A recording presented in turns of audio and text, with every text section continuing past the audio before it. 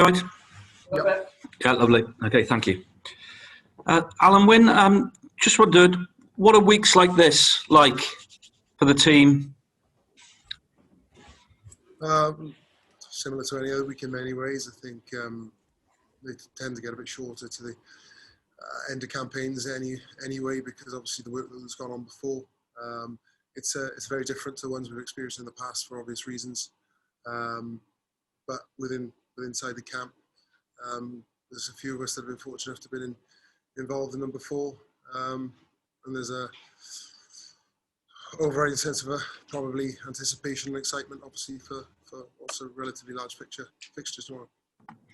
Yeah, Wayne mentioned yesterday that 14 out of the 15 guys who were starting have won Grand Slams before. Only Lewis re-Sam it. How important is that experience on occasions like this? Well, experience is always valued, I think, particularly when it's used. So, there's an element of, we need to use that in the game. But I think, there's also danger you look back, which is, a hurdle that you sometimes come a cropper on. We're not going to shy away. We know the experience we have and the experiences we've had in the past. But this is a new task in a similar week, like I said earlier, but with a different feel for it. All again, the obvious reasons, and no crowds and what have you.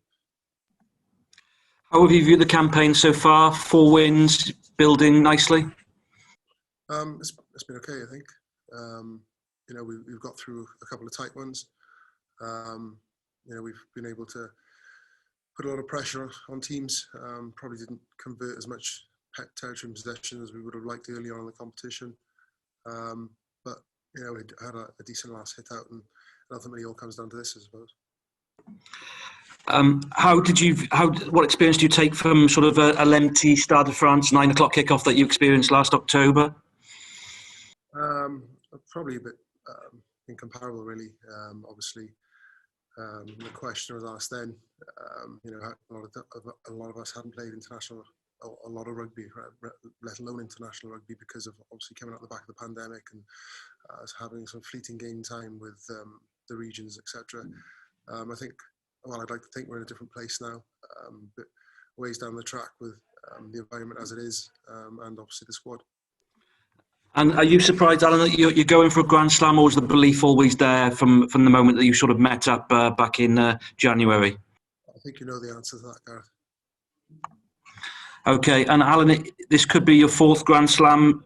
Where would this one rank for you? Well, there's potential it's the first one with Wayne. I think that's the focus. Thank you, Alan. Good luck on the weekend. Cheers, thanks.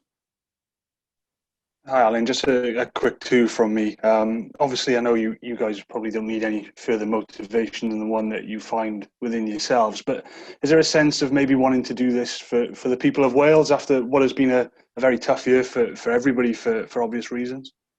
I think we said that, and we've said that from the outset of the international season, if you like, in the autumn. I think we haven't needed to emphasise that. I haven't needed to emphasise that within the group. The privilege and the sense of pride we have in representing Wales has been accentuated by obviously the off-field and the situation that's going on. So, I as an individual and the team hasn't needed reminding of, what everyone is facing and obviously what we're representing. And just finally from myself, I know obviously we've been dealing with no fans for quite a while now, but have you felt that support of the nation over the last 7 weeks? Has that got through to the players in the camp, obviously with nobody in the stands? Yeah, very much so. I think it's probably more frustrating for the supporters now, particularly having a decent spell. The odd people that you do come into contact with, probably more animated, more excited than they potentially would be anyway. So it's definitely felt, leaving the Vale, there are a few guys relaying the driveway, and you could see, there's an army of guys there doing it, working on the track, and you could see the excitement in their faces just when they're waving us off. So, it's definitely not lost on us. Thanks, Alan. All the best.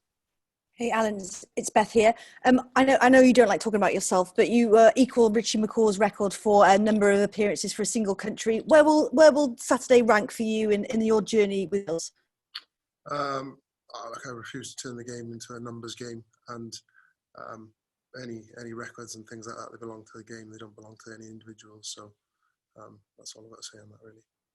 Cheers. Thanks. Good luck. Hi, Alan. Will here. How's it going? Good, thanks.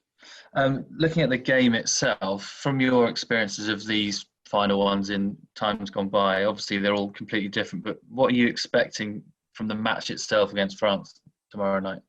I think the competition as a whole, you look at some of the fixtures that have gone on, it's been one of the best, I think, from a it's been some wild results, some wild performances. I think you look at France and the way they performed in the last two competitions. You know, they've been the standout team. There's no denying that, and I've said that previously. I said it in the post-press conference we did after Italy. And I just think it's almost a shame, going off the Matt's question. It's almost a shame that the fans have been deprived of being involved and being at these the games, particularly this year, and the way the competition's gone. Should we expect maybe a bit less glitz and glamour and a bit more sort of fighting in the trenches type stuff? I mean, it's going to be a tight one. Everyone's going to imagine, I guess, tomorrow night. You know, they go one of two ways. You know, when you get to essentially knockout rugby, you know, or cup final, whatever you want to word it. You know, they go one of two ways. I think we'll know after the 240s where it's gone, and I haven't got the crystal ball, and I can't tell you how. But obviously, it's going to be two teams battling out with a chance, obviously, of silver. Just the last one, picking up from what Matt was saying about the Welsh public and everything. Obviously, you're all incredibly focused on the task and your individual roles, but when you're lining up for the anthem, is that when your mind thinks about all the boys and girls and mums and dads and people back home watching and cheering you on? Yeah, very much so. I think, like I said, it's not lost on you. You know, it'll be it's slightly different being away, obviously, but you know, it's to be able to do it in Millennium Stadium, and when there's 75,000 watching, or however many on TV, I think the TV audience is going to be relatively high. Sorry about that. Is going to be relatively high in Wales on the weekend, so you become very aware of that, and obviously more so at the minute. Thank you. Hi, Alan. One of the national newspapers this week has said that if this Wales team was to win the Grand Slam, it would be ranked as the worst Grand Slam winning team of the last 30 years. Do you feel that the coverage of your achievements so far in this Six Nations has been disrespectful so far, and really hasn't appreciated what this team has managed to put together over the last 4 matches? I've got no comment on that. No comment. Does it not motivate you at all to prove them wrong at all? Do you think is that the sort of thing that would get mentioned? I've got no comment on that. No comment at all. Okay. Can I just ask you about the prospect? You touched on it earlier about playing against France. Previous wins, Grand Slam, come on home soil. Is there something different about going away? Something more difficult about going away to do that? Yeah, very much so. There obviously is that. You know, it's always is different. I think it's more obviously because there are no fans. You know, there's, you know, it's been said about what our team's getting an advantage of having no away fans or no home fans, whichever way you look at it.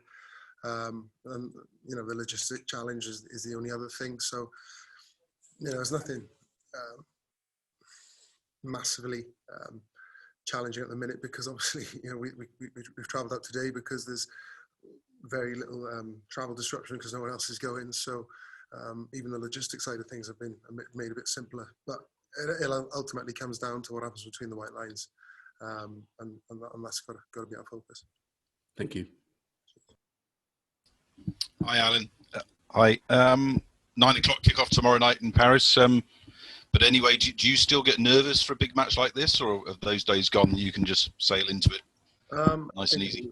I think I'd be worried if I didn't. I think it would be anything you were involved in or passionate about. If you didn't have you know, those sort of feelings, it would probably be time to stop it. So yeah, still enjoy that feeling and the challenge that you're obviously going into.